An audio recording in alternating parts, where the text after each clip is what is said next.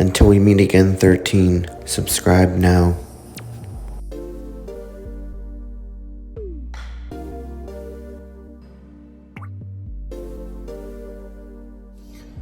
Hey everyone, so I had an idea for a cool Survivor Series video. I've been talking about doing this one for a minute. I wanted to go ahead and take care of it. Sorry about the setting, I'm in my car. But I wanted to get this one out. It had some really cool thoughts about it.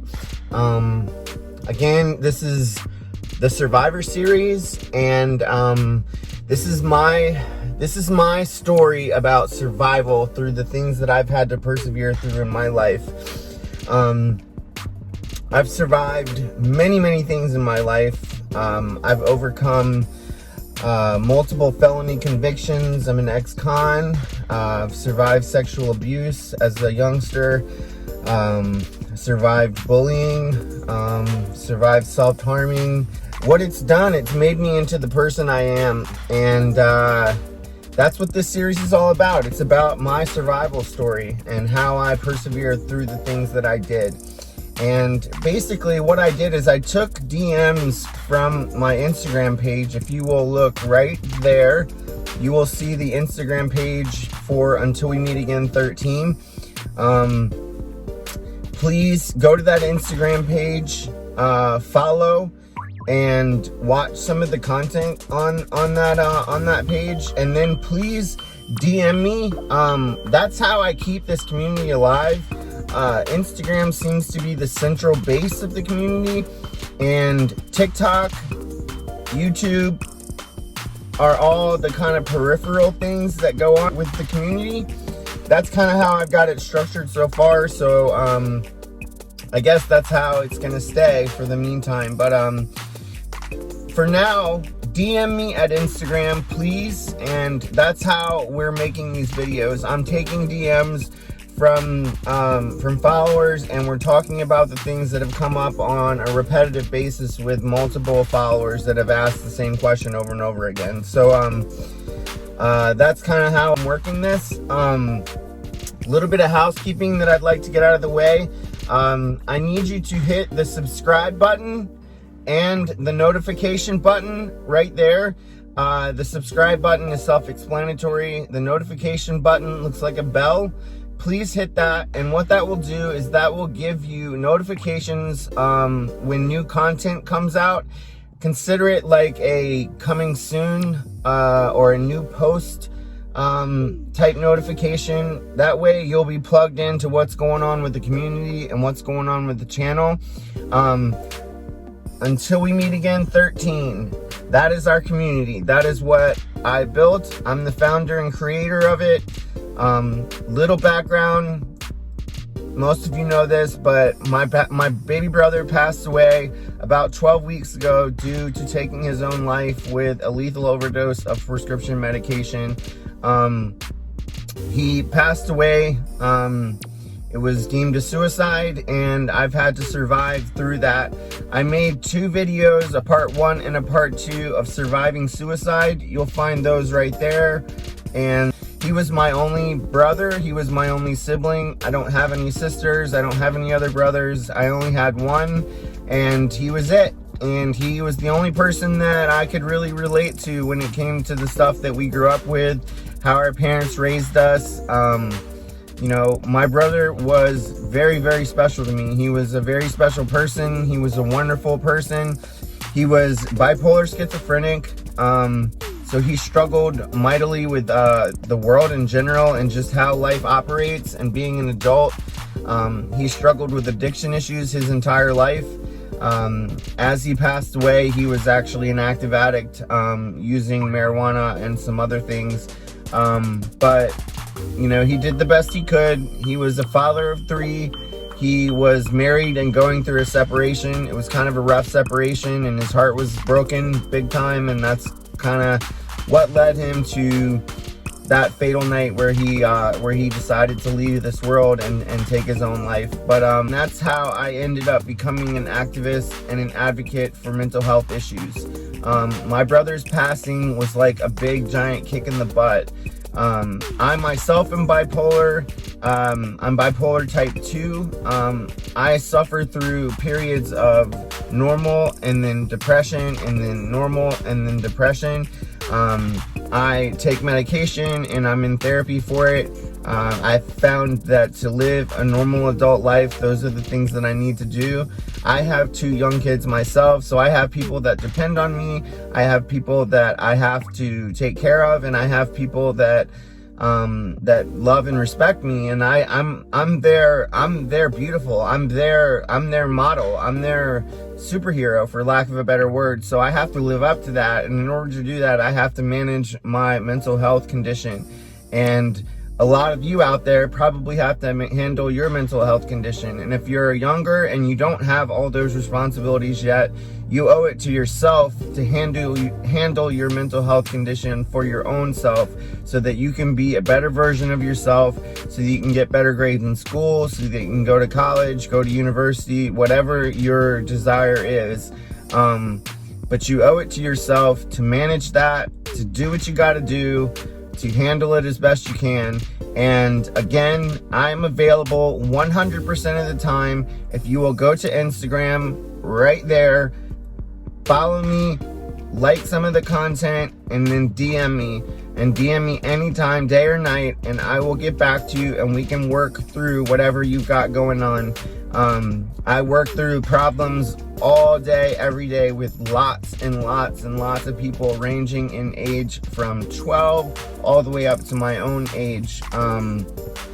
There's a lot of people that are surviving the loss of a loved one through suicide. I get a lot of DMs about that. I get a lot of DMs about bullying. I get a lot of DMs about cyberbullying in particular. That's something that I did a special talk on, and you'll see that right there. Surviving bullying for me was a difficult thing, but it was a little different than what people go through in today's day and age. We didn't have an active internet and social media like it is today, so bullying was a little different story for me, but that's not what I want to focus this video on. What I want to focus this video on is addiction, surviving addiction, and specifically surviving methamphetamine addiction. A little background for me. When I was 10 years old, I suffered sexual abuse through a friend of the family. It was a one-time thing, but it drastically affected my life. It sent me into a tailspin of sexual activity at a very early age. It made me extremely curious, and that curiosity led me to drugs. And it led me to drugs and alcohol. I first started smoking cigarettes when I was about 11. I started smoking pot and drinking when I was about 12. And it did not take me long before I progressed on to quote unquote exploratory drugs like LSD, psilocybin mushrooms, even ecstasy at one point. I know back when I was actually growing up, ecstasy wasn't quite as popular as it was, but if you don't know, MDMA is the actual active ingredient in ecstasy, and that is actually a methamphetamine. So you got to be careful for that, but it definitely, I guess, falls under the exploratory. It's more of a sensory type drug. It really messes with your serotonin levels, so I highly recommend staying away from ecstasy. But it's very popular. Molly is extremely popular nowadays, and it just is what it is. I'm not gonna go into too much detail about surviving ecstasy addiction, because the real addiction for me came when I started doing heroin and methamphetamines. But for me, when I was 17 years old, I was introduced to heroin for the first time. I started by snorting it. It was given to me by the older brother of one of my best friends in high school, and me and my friend did it together. And God, it made us so sick, but so feeling good at the same time. it made me feel like I was throwing up flowers. I don't know how to describe it. It's such a warm body high, and it's too good for your own good, because your body feels so at peace and so comfortable. And most of the people, if you're 17 and you're doing heroin, you have some issues that you're trying to escape from. That is not a typical path for a 17-year-old. I don't care what anyone says. So if you're 17 and you're using heroin like I was, then I had issues that I was running from. And that blanket, that warm blanket feeling, was a great escape. And it was a dangerous, very dangerous escape that led me into an active heroin addiction. By the time I was 17 and a half, I was injecting heroin for the first time. Someone had to do it for me because I didn't have the balls to inject the needle into my own arm, but someone did it for me and taught me what I was doing. And by the time I was 18 years old, I was injecting heroin. And it sucked. It was terrible. It was a very, very strenuous high and a very strenuous addiction, because you have to maintain your addiction or you get very sick. The withdrawals from heroin are very intense and very quick. Once you get actually into the active addiction portion of it, you don't really get high anymore. You get high to maintain your normalcy. And your normalcy is basically a level of low energy, low activity, low mental processing, low metabolism, low everything. It lowers everything. It's a downer, and it downs you down. And it dials down your ability to process food. It dials down your sex drive. It dials down everything. And you have to maintain that constant input of heroin into your body in order to just stay well and to not get sick.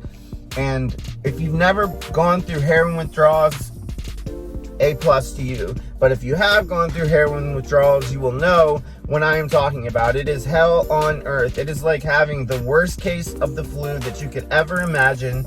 Your bones are aching. You are sweating out of every pore of your body. You typically have a slight degree of fever, and you cannot function. You are usually laying in bed. You are throwing up. You are pissing and shitting all over the place, sometimes on yourself, if you can't actually get up and go to the bathroom. It is a horrible, horrible thing, and all you want to do is make it end. All you want to do is find some way to make it end. And that's when addicts go crazy. When they're super sick, they do some of the stupidest things. I did some very, very dumb things. I mean, I'm talking as dumb as robbing payphones. I mean, that's how desperate we were and my friends were to get drugs. I mean, it was really pathetic, and it was really, really, really pathetic. And you know, it's a dirty addiction, and you become a junkie. That is the perfect term. I don't know who coined that term, but a junkie is the perfect term for what heroin does to you. And my heroin addiction culminated in me, you know, looking myself in the mirror when I was 19 years old. I had gone through 1 semester or 2 semesters of college. I got clean for those semesters of college, but I wasn't clean during the summer between my freshman and sophomore year. I made an attempt to live in a different city during that summer, and it did not work. I was only able to stay out of town for about a month. I moved back to my hometown, and within a week, I'm back in active heroin addiction again. And it was the worst that I had ever had. And it got very out of hand. And again, everything was intravenous for me. Lucky I did not contract any diseases. I did not contract any permanent damage or anything like that. I just, you know, I guess I was careful. I was always very paranoid. I mean, I was raised in a day and age when we were taught, you know, AIDS this and HIV this, and to really, really, really focus on the cleanliness portion. And I know that's not something that a lot of junkies focus on, but for me, you know, cleanliness was something that I did care about. So I never shared needles. I never used dirty water. I never used anything like that. I'm not going to go through the process of shooting up heroin because that kind of glamorizes it. But basically, you can contract diseases through using a dirty needle that is being shared, or you can catch hepatitis by just using water that's being shared. You draw up water into the syringe and you squirt it out into the heroin on a spoon, and that water, if it's contaminated with hepatitis, it can get into your system just through water, and that could be your own clean needle and everything. And you thought you were being careful, and you weren't. You didn't. You shared just a little spot of water with someone, and that spot of water could get you very ill. And that actually happened to my brother. He had to go through a hepatitis C treatment, and to get that out of his body, he had to do a very long interferon treatment, which was hell for him. It was really, really hell for him. And I guess I'm very fortunate that didn't happen to me, because it was difficult for him, and it's been difficult for a lot of people that I've known that have had to go through it. So I got clean when I was 19 years old, and that was when I made a decision to really clean up my life, to get good grades in school, to really figure out what I wanted to do. I always wanted to make an impression on the world. Even when I was a junkie, I wanted to make a difference. I wanted to make a difference in the world. That was something that was very, very important to me. So I wanted to do that. I set about doing that, and a big part of that was sobriety for me. I got clean, I got sober, and I did really well in school. I grinded it out, and I ended up getting straight A's from the point that I got clean forward. I got 1 B+ my senior year of college, and it was in a class where the teacher just did not give out A's. So that teacher, if you're still around, you should reconsider that policy, because I earned an A. But anyway, I went on to graduate. I graduated with honors, moved up to Washington, D.C., and was dating my college sweetheart at the time. And she was the one that I thought I was going to marry. And I am the type of person that I'm an empath. So I put my all into relationships. I really, really put my all into relationships. Especially when I was early in my life, I didn't know how to do anything but to live for my partner. I didn't know how to live for myself at all. So I lived 100% for my partner. And eventually, after a year and a half of being in DC, she decided that she did not want to be with me anymore as a partner. She did not even want to be in DC anymore. She wanted to move to California. So off she went. And there I was, left in Washington, DC on my own. No one, no friends, no nothing. I had a job, and I had a Taekwondo school that I trained at regularly. But other than that, my life was tears, crying, and sitting at home, just crying my eyes out about the relationship that ended and about the girlfriend I lost. And I was so sad for a very long time, for 8 months. And I ended up getting a job as a bouncer to just get out of the house and meet people. And one of my jobs during my time bouncing was to check IDs. And one day a friend from college came through, and he had an underage girl with him, and he begged me to let her in. This was a date that he was on, and he really wanted her to get in. And he was willing to give me an ecstasy pill to let her in. He actually gave me two, which I gave one to the other gentleman that was working with me, and I took one. And I just put it in my pocket, didn't think anything of it. I hadn't used drugs in years and years and years, and I just put it in a drawer when I got home and didn't think about it. Well, then Halloween rolls around about 6 months later, and I was invited to a rave. A legit rave in a warehouse. I was a part of the rave scene in Washington, D.C. when it was growing and when it was blowing up. Back then, raves were a thing that were kind of new, and they were in warehouses, they were parties. It was word of mouth passed around with flyers, really bright colored flyers, and I used to collect the flyers and make scrapbooks out of them. And I have tons and tons and tons of rave flyers, and it's just it was a blessing and a curse to be a part of that scene. That scene was very drug fueled. It was very drug related, but I felt blessed to be a part of it. That particular night, I took that ecstasy pill, I made a decision to use drugs, and that decision changed my life forever. That particular night, I met two wonderful people that became fixtures in my life. I've talked about them in a previous video, so I'm not going to get into them again, but they became my best friends. They introduced me to a whole host of other people. I basically went from not having any friends to having an entire kind of rave family overnight. And when I say family, I mean people that literally stayed at my house all the time, people that I stayed at their house all the time.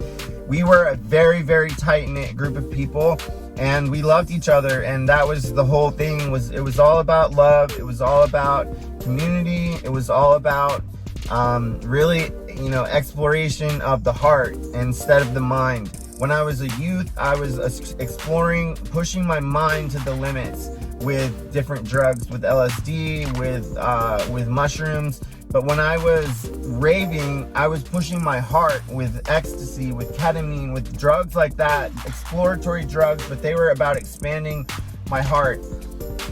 And some of my friends did methamphetamines. And I had done crystal one time when I was young, and it was at a Grateful Dead concert. It was given to me by a biker, and it was just regular bathtub crank that some biker had made.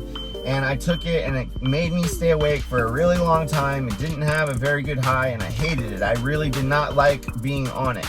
So when I met these kids and they were doing crystal meth, at that point in time, it was glass. It was solidified pieces of what is clean, almost pure crystal meth, and it looks like shards of glass. That's what we used to call it, shards. But anyway, I swore them off. I didn't want to do it because I didn't like the high. I didn't think I liked the high, and I had done it once and I didn't like it, so I stuck to what my lane was. And my lane, when I got back to using, I immediately got back to using heroin again. And I guess the worst thing that happened to me through heroin addiction was an overdose. I will get back to that, I guess. I'll talk about that a little later, but I want to talk about how I was actually introduced to crystal methamphetamines. And one night, it was actually Thanksgiving night. Thanksgiving is on a Thursday. We went out, we cooked dinner on Thursday as a family, and then we went raving on Saturday, or Friday and Saturday, and we had tickets to an actual DJ show on Sunday night. And that 2-day stint of raving at clubs and going to warehouses and going partying had taken the life clean out of me, and I just was useless. I was so zapped. I had taken a lot of ecstasy, and my serotonin levels were just gone. I mean, I was gone. I was a waste of space on Sunday, and I couldn't get going. My friend went and got me a bag of heroin. I did it. It got me off the sofa at least, but I just wasn't feeling it. I really wanted to go in to see this DJ. It was Paul Van Dyke, who at the time I had never seen before. That's kind of a once in a lifetime thing. And I was offered a line of crystal to kind of perk me up. And, I was like, fuck it, let's do it. So I did it. I did the crystal. I did a small line of it, and it was the best thing that I had ever done. It was the drug that I had been looking for my whole life. It didn't have the junky side effects of heroin, but it had that warm blanket feeling. It didn't have the downer. It didn't have the ugly lowering of everything. It kept you up and active. It didn't really feel like you were high. It just felt like you were really awake and really alert at first. And that's the way that it gets you, because it feels really benign at first. It feels like you're just drinking a lot of coffee at first. And then you slowly but surely get grabbed in. It does not take doing that drug more than 2 or 3 times max, and you are straight up hooked, addict status, junkie status, meth head status. That is a very lethal, very dangerous drug, and it will hook you like a fish in water. That is just what it's all about, because it is so powerful. It is 100% pure manufactured chemicals that go into your brain that just rot your brain, but they give you extreme amounts of energy. Your days go from 12 hours to complete 24-hour days where you don't really need sleep, you don't eat a lot, stay awake all the time, and you're really, really alert at first. And then after some days have gone by that you haven't slept, you get sleep deprived and you start hallucinating or making really poor decisions. And you know, that's what crystal methamphetamine addiction is all about. It's, you stay awake for far too many days. Most people have a tweak or whatever that they go and they're either very paranoid. They look through the blinds constantly in their apartments. I had one of my best friends. She was a complete crazy nutball about poking through the blinds. She destroyed 3 sets of blinds at my house, just poking through the blinds, looking out at the parking lot to see if any cops were coming or anyone was around. And there was no reason for any of it. It was just complete and utter paranoia based off a lack of sleep and a lack of food intake. So that's how it went down.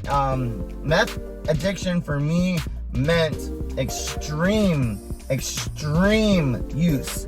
I started by using small lines. Those quickly turned into large lines, which quickly turned into not being able to do that much through my nose, because snorting meth is like snorting literally shards of glass down your nose. So you get blood coming out of your nostrils. It drips down the back of your throat, and it's really gross tasting, and it's very powerful, and it cuts you all over the place. And so it did not take me long before I had the bright idea to start injecting it, and I became an intravenous crystal meth user, just like I was a crystal heroin user.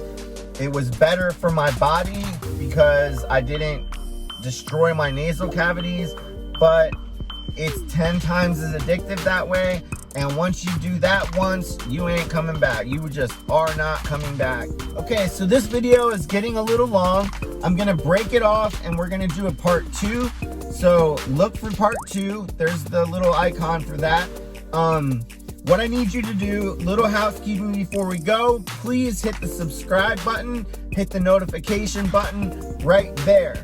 What that is going to do is that is going to give you a notification on your phone or computer or tablet when new content comes out, when a new video comes out. I'm planning on doing one on self-harming really soon, surviving my experience with self-harming. That is super relevant. I get DMs all the time from kids who self-harm, and I want to talk about my personal experiences with that. So when that video comes out, if you hit that bell, you'll get notified straight away that it's come out, and you can watch it, and you'll be subscribed to the channel. But use this Instagram and find me, follow me, like some of the stuff, watch some of the videos, look at some of the pictures, interact with some of the people on the page. It is a community. It is a community built around activism and advocism for suicide prevention and mental health awareness. That is what it's all about. Until we meet again 13, you will find us on Instagram, TikTok, Facebook, YouTube. All of them right there. All of them. And they're all Until We Meet Again 13. This is our community. This is my way. I'm the creator and founder of Until We Meet Again 13. I'm a survivor, 100% survivor of so many things. I've made video after video after video of all the things I've survived. Find those videos. There'll be links in the bio.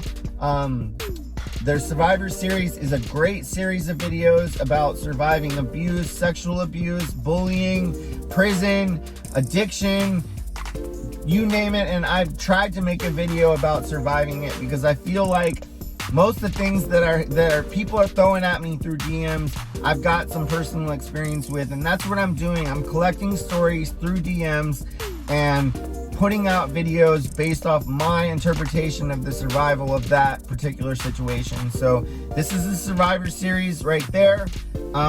This is the end of part 1. Please subscribe. I need you to like, comment, and share. Take the link from this video and share it with someone. This video is powerful. It will blow the socks off someone that is getting ready to make a really stupid decision to go down a path that I went down. Do not do it. Do not do it. Save someone's life. Copy this link and send it to someone. Save someone's life. You can literally save someone's life. You can save them from years and months and years and months and years of pain. A prison sentence, a death sentence, whatever it is. Crystal methamphetamines will send you down a road that leads to nothing but the rock bottom.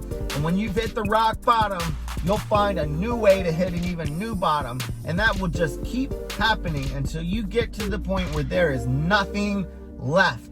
For me, it looked like a prison cell. It looked like a 5-year prison sentence that I didn't think I was gonna survive.